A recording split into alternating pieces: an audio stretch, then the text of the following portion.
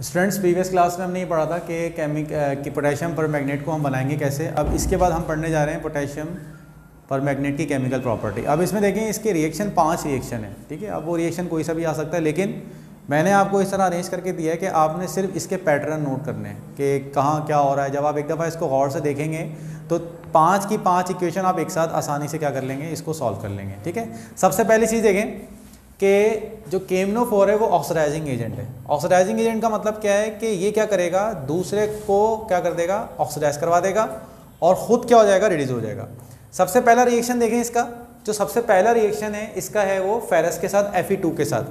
अब देखें ये KMnO4 क्योंकि ऑक्सीडाइजिंग एजेंट है तो ये क्या करेगा, ये खुद तो रिड्यूस होगा लेकिन दूसरे वाले को क्या करेगा, ऑक्सीडाइज करेगा। अब यहाँ पर देखें ये जो आयरन है Fe2 है, ये कन्वर्ट हो रहा है किसके अंदर, Fe3 के अंदर। और आपको पता है जब भी कभी ऑक्सीडेशन स्टेट बढ़ती है तो इसका मतलब क्या होता है, आपकी ऑक्सीडेशन हो रही है, ठीक है। और दूसरा देखें इसके बाद इसका मतलब MnO4 जब Fe2 है तो Fe2 को कन्वर्ट करवाएगा किसके अंदर, Fe3 के अंदर। इसके बाद देखें नाइट्राइट है, अब देखिए नाइट्राइट को कन्वर्ट करवाएगा किसके अंदर, नाइट्रेट के अंदर। अब देखिए इसकी भी ऑक्सीडेशन स्टेट, यहाँ पर जो ऑक्सीडेशन स्टेट है, यहाँ पर इसकी ऑक्सीडेशन स्टेट है आप देख लें +5 है और ये यहाँ +5 से जा रहा है बेटा पॉजिटिव। इसको निकाल के देख लें, ये आपके पास 4 होगा NO-2। तो यहाँ देखें नाइट्रोजन -4 = -1। तो यहाँ जो इसकी ऑक्सीडेशन स्टेट है बेटा वो है आपकी +3। तो यहाँ इसकी +3, आप देखें ये +3 से किस में जा रहा है, +5 में जा रहा है। तो यहाँ देखें ऑक्सीडेशन स्टेट बढ़ती हुई नजर आ रही है। इसका मतलब ये हुआ कि अगर आपके पास आयरन है Fe2, अब इसको याद करने का तरीका सुने। Fe2 है तो Fe को इसने कन्वर्ट कराया किसके अंदर, Fe3 के अंदर। NO2 है, NO2 को कन्वर्ट करवाएगा किसके अंदर, NO3 के अंदर। इसके बाद देखें जो थर्ड रिएक्शन है वो है ऑक्जेलिक एसिड के साथ H2C2O4 ऑक्जेलिक एसिड। अब ये ऑक्जेलिक एसिड को कन्वर्ट करवाएगा किसके अंदर बेटा, कार्बन डाइऑक्साइड के अंदर। तो ये 3 रिएक्शन याद हो गए। Fe2 जाएगा Fe3 में, नाइट्राइट जाएगा नाइट्रेट में, ऑक्जेलिक एसिड जाएगा किसके अंदर बेटा, कार्बन डाइऑक्साइड के अंदर। इसके बाद देखें जो फोर्थ रिएक्शन है वो है हाइड्रोजन परऑक्साइड का। तो हाइड्रोजन परऑक्साइड कन्वर्ट होगा किसके अंदर, ऑक्सीजन के अंदर। और पोटेशियम आयोडाइड, अब देखें पोटेशियम आयोडाइड जो कन्वर्ट होगा आयोडीन के अंदर कन्वर्ट होगा। अब यहाँ पर देख लें ये जो इसकी प्रोडक्ट याद करने का तरीका, Fe2 है वो Fe3 में कन्वर्ट होगा, नाइट्राइट है वो कन्वर्ट होगा नाइट्रेट के अंदर, ऑक्जेलिक एसिड है वो कन्वर्ट होगा कार्बन डाइऑक्साइड के अंदर, जो H2O2 है वो कन्वर्ट होगा ऑक्सीजन के अंदर, और जो पोटेशियम आयोडाइड है वो कन्वर्ट होगा किसके अंदर, आयोडीन के अंदर। यहाँ देखें इसकी ऑक्सीडेशन स्टेट -1 है और यहाँ पर 0 है। तो देखें ये भी ऑक्सीडेशन स्टेट। अब इन तमाम रिएक्शन में आपको नजर आ रहा है कि जो ऑक्सीडेशन स्टेट है वो आपको बढ़ती हुई क्या हो रही है।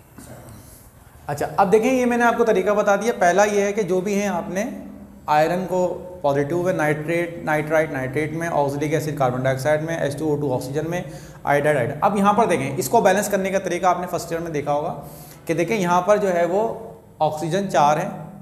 तो ऑक्सीजन को बैलेंस करने के लिए हमने यहाँ पे क्या लगाया, 4 वाटर मॉलिक्यूल लगाए ताकि हमारे पास क्या हो, ऑक्सीजन जो है वो 4 पूरे हो जाए। लेकिन इस ऑक्सीजन 4 वाटर मॉलिक्यूल लगाने की वजह से क्या हुआ कि हमारे पास जो हाइड्रोजन थे, हाइड्रोजन हमारे डिसबैलेंस हो गए। तो हमने यहाँ पे क्या लगा दिया, 8H लगा दिया। तो ये तरीका है एसिडिक मीडियम में इक्वेशन को बैलेंस करने का। ऑक्सीजन को बैलेंस करने के लिए हम जितने ऑक्सीजन होते हैं उतने ही वाटर मॉलिक्यूल हम ऐड करते हैं। ये फर्स्ट ईयर में आपने बैलेंसिंग द केमिकल इक्वेशन में देखा होगा। और हाइड्रोजन में यहाँ पर क्योंकि 8 हैं इसलिए हम यहाँ करेंगे 8H लगाएंगे, ठीक है। ये हो गया। अब देखें बाकी जो इक्वेशन हैं उनको बैलेंस करने का तरीका सुन लें। सबसे पहले चीज़ याद रखें, अब बाकी जितनी भी इक्वेशन है ना उनमें सब में 6H है। देखें इसमें भी 6H है, इसमें भी 6H है, इसमें 6H है और आखिरी वाले में 16H है। तो एक तरीका ये हो गया कि भाई आपने एक पहले वाली इक्वेशन को बैलेंस कर लिया और बाकी जितनी भी इक्वेशन है उसमें नाइट्राइट के साथ भी 6 है, ऑक्जेलिक एसिड के साथ भी 6 है और इसके साथ भी आपके पास 6 है, ठीक है। अब दूसरी चीज़ देखें, दूसरी कॉमन चीज़, अब देखें यहाँ पर जितने भी MnO4 है सबके साथ आपको 2 नजर आएंगे। ये देखें यहाँ सबके साथ 2 हैं। और दूसरी इंपॉर्टेंट चीज़ देखें यहाँ पर सबके साथ, यहाँ भी 5 है, यहाँ भी 5 है, यहाँ भी 5 है और यहाँ आखिर में जो है वो 10 है। अब यहाँ पर देखें कि यहाँ 6 था, यहाँ 6 था, 6 था, 16 था। अब यहाँ पर जो आपके जो वाटर के साथ हाइड्रोजन परऑक्साइड के साथ 5 था, यहाँ पर आपका 10 है। अब यहाँ से आपके कुछ पैटर्न क्लियर हो गया होगा कि इन इक्वेशन को बैलेंस करने का तरीका क्या है। अब यहाँ पर देखें, अब यहाँ पर एक चीज़ और देखिए, देखें यहाँ 5 है, जहाँ Rn 5 है तो यहाँ भी Rn 5 हो गए।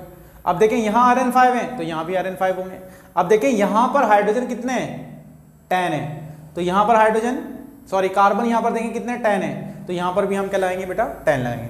अब यहाँ पर देखें, अब स्टूडेंट देखें यहाँ पर हमारे पास जो है वो है 10 ऑक्सीजन ना, 10 देखें, तो यहाँ देखें इसमें एक कर लें, तो यहाँ पर आपके क्योंकि 10 हैं ऑक्सीजन, तो यहाँ पर आपके क्या आएंगे बेटा 5 आएंगे, ठीक है, 10 आ गए। अब देखें यहाँ पर जो आयोडाइड है वो आपका 10 है, तो यहाँ पर आपने क्या लगा दिया 5 लगा दिया। और दूसरी चीज़ देखें, अब यहाँ पर कितने हाइड्रोजन है 6 आइन है, तो यहाँ आप लगा देंगे 3 वाटर मॉलिक्यूल। यहाँ पर कितने हैं 6 एच आइन है, तो अब देखें यहाँ 6 एच आइन तो ये हैं, और जो है वो इसको बैलेंस करने के लिए यहाँ पर हम क्या लगाएंगे 8 वाटर मॉलिक्यूल लगाएंगे। इसके नीचे देखिए, अब ये देखें पैटर्न याद रखें कि सिर्फ इसके साथ 3 है, बाकी सबके साथ आपने क्या लगा देना है 8 वाटर मॉलिक्यूल लगा देना है। और उसके बाद देखें आखिरी प्रोडक्ट इसमें देख लें, यहाँ पर जो आखिरी प्रोडक्ट है सब में देखें यहाँ पर ऑक्सीजन स्टेट इसकी थी +7।